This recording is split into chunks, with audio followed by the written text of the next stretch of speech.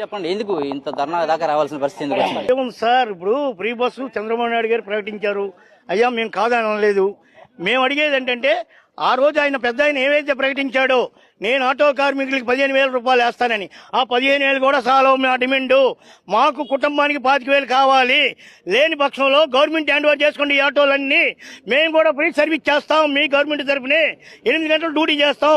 నెలకు 30,000 రూపాయలు ఇచ్చేయండి ప్రతి ఆటోకి. ఇక్కడ డ్రైవర్లు ప్రతి ఆటోకి డ్రైవర్లు ఉన్నారు, ఇద్దరు ఉంటారు. ఆ డ్రైవర్లందరినీ మీరే హ్యాండ్ ఓవర్ చేసుకోండి.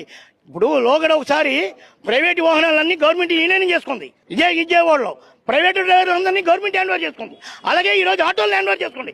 మేము ఫ్రీ సర్వీస్ చేస్తాం.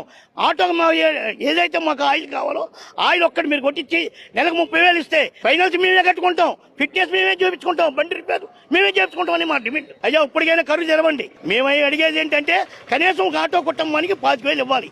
మీరు ఉద్దక్షణ ఇస్తున్నారు. పెన్షన్లు ఆడవాళ్ళకి 16 సంవత్సరాలు చదువుకున్న వాళ్ళకి అనేకమైన పథకాలు ఇచ్చారండి.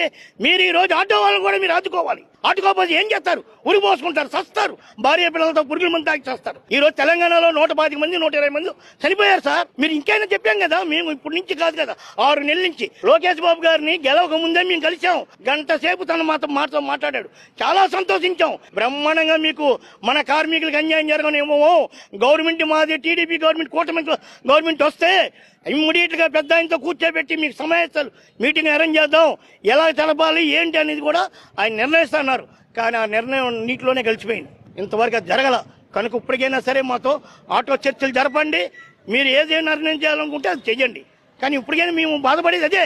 ఈ రోజు ఇంకా మేము బస్సులకు వ్యతిరేకం కాదు, బస్సు తిరగొద్దని మేము చెప్పట్లేదు సార్. మేము ఫ్రీ బస్సులు పెట్టండి, మా ఆడవాళ్ళు కూడా ఎక్కుతారు కాదని మేము అట్లా. కానీ ఆటో కుటుంబాలను ఆదుకోండి అని చెప్తున్నాం బాబు. ఇది విషయం.